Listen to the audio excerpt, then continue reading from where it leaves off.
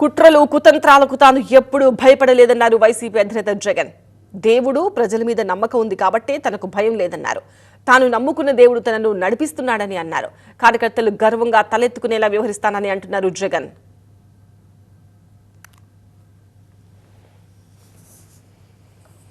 ఆ రోజు జగన్ అనేవాడు ఒకే ఒక్కడు, కానీ జగన్ ఏ రోజు భయపడలేదు.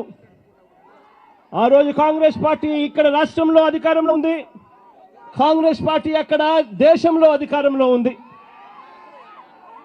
కుట్రలు కుతంత్రాల మధ్య తెలుగుదేశం పార్టీ కాంగ్రెస్ పార్టీ ఇద్దరు కలిసి కుట్రలు కుతంత్రాలు పడిన పరిస్థితుల మధ్య మనం చూసాం.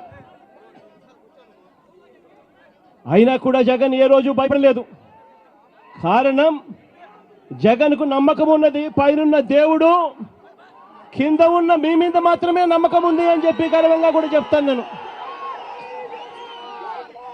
నేను నమ్ముకున్న నా ప్రజలు, నేను నమ్ముకున్న దేవుడు ఇద్దరు తోడుగా ఉండి నడిపించారు.